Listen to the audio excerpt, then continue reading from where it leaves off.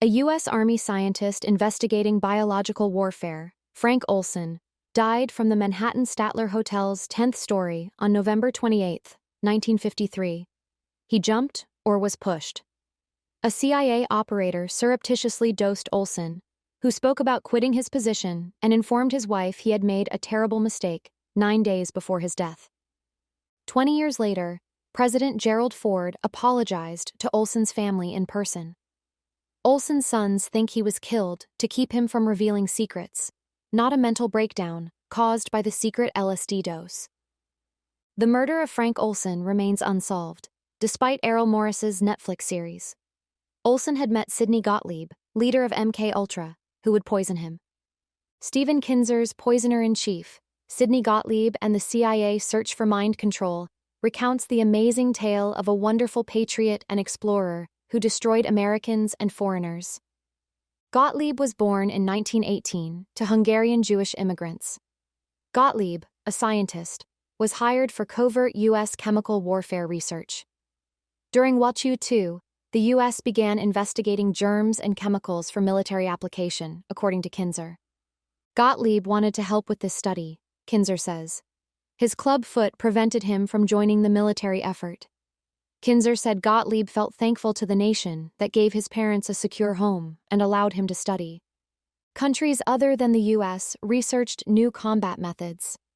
Nazi chemical weapons researchers notoriously experimented on captives. The Nuremberg standards should have convicted such scientists for crimes against humanity after 1945, but an unknown number gained knowledge and a new life in the U.S. Kinzer notes that U.S. authorities routinely removed references to membership in the SS, collaboration with the Gestapo, abuse of slave laborers, and experiments on human subjects from the biographies of scientists with blemished pasts. Operation Paperclip was called after the paperclips used to mark the files of over 700 scientists transferred to the U.S. U.S. information came from more than Nazi war criminals. Secret trades also benefited Imperial Japanese Army Unit 731 chemical and biological weapons researchers. Unit 731's history is much murkier than Nazis. What we know is nightmares. Unit 731 studied illness effects on people via vivisection and organ removal, without anesthesia, on convicts. Kinzer tells how Cold War U.S. authorities believed such research may prove decisive in a future war. The U.S. Biological and Chemical Research Initiative expanded after the war. U.S. policymakers believed the Soviets were ahead in creating new warfare. Experiments on U.S. people were justified. In 1950, scientists unleashed innocuous but traceable germs into a U.S. metropolis in a big test. The continuous fog in San Francisco would hide germ clouds, so they picked it. Operation Sea Spray included a Navy ship spraying microorganisms into the air near San Francisco's shoreline for 6 days. In the days that followed, 11 individuals were hospitalized and 1 died. Although it wasn't as innocuous as expected, the researchers considered the experiment a success. It satisfied them that effective dosages can be produced over relatively large areas. Gottlieb had a different passion. He was more interested in mind-controlling substances than poisoning huge masses. Gottlieb's studies focused on LSD in subsequent years. Originally produced in 1938, scientists discovered its psychedelic qualities in the 1940s. Gottlieb believed LSD might influence people, make caught spies confess, and even change their personalities. Not only Gottlieb thought this. U.S. troops defecting to North Korea and reporting U.S. war crimes stunned U.S. establishment circles during the Korean War. U.S. intelligence believed only communists had mastered brainwashing. The 1962 film The Manchurian Candidate popularized this theory with its communist plan and indoctrinated U.S. soldier. U.S. intelligence officials broke the law out of fear of communist indoctrination, as they did of Soviet breakthroughs in bacteriological and chemical warfare. Korean prisoners of war and alleged communist agents supplied few human test pigs for the CIA. Gottlieb used his resources to discover victims. Gottlieb met Harris Isbell, head of research at the Lexington Addiction Research Center, shortly after initiating MK-Ultra.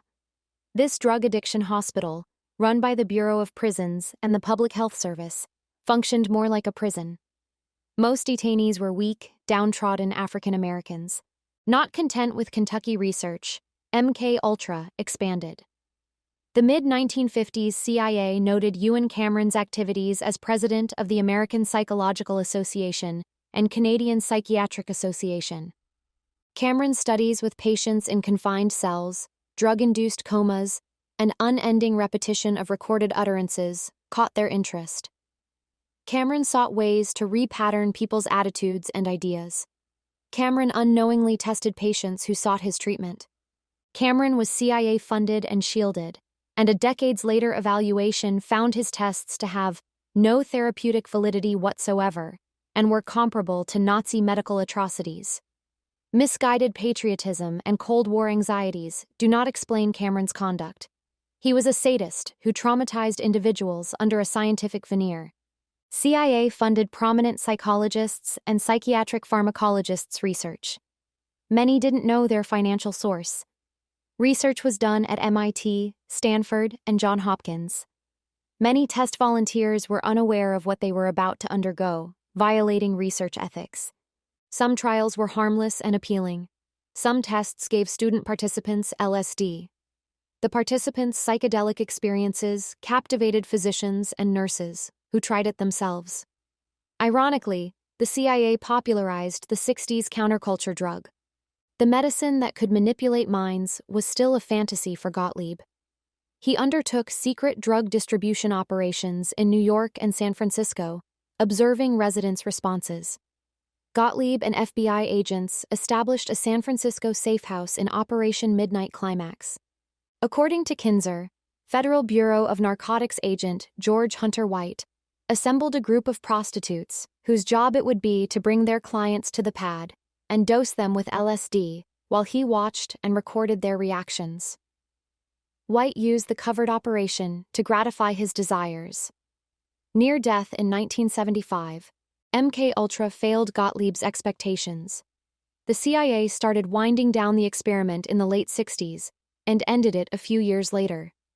It became known because of a short time of democratic scrutiny of CIA activities in the mid-1970s. The New York Times uncovered unlawful domestic CIA actions in 1974. The legendary Frank Church panel was one of numerous U.S. Congress commissions investigating similar charges. Kinzer outlines the conflict between authorities who wanted to use such investigations as an alibi and others who wanted serious inquiries into unlawful activities. Gottlieb withdrew from the CIA in the early 1970s. After being named MK-Ultra's leader a few years later and called before a Senate commission, he negotiated a bargain to avoid punishment. Gottlieb quietly raised goats in his rural Virginia home for the remainder of his life. He died 1999. Poisoner-in-chief, individuals rather than societal forces dominate. The consequence is a history of weird criminals like Gottlieb and George Hunter White and their deeds. Some of the novel is bizarre. In one experiment, mentally handicapped children were fed cereal laced with uranium and radioactive calcium. CIA operatives supposedly implanted a listening device in a cat, but forgot that cats don't listen to instruction.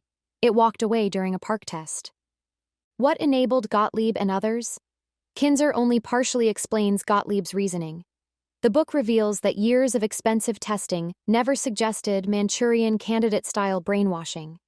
Instead of conceding they were pursuing a white rabbit, CIA scientists continued. Given his alleged success, Gottlieb's untouchability seems especially bizarre. Kinzer uses Gottlieb's prestige initiatives to illustrate his CIA influence.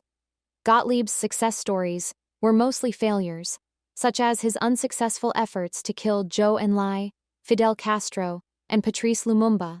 Lumumba was slain before Gottlieb's plot could be implemented. Gottlieb's career of harming people shows how hidden programs may take off without democratic control.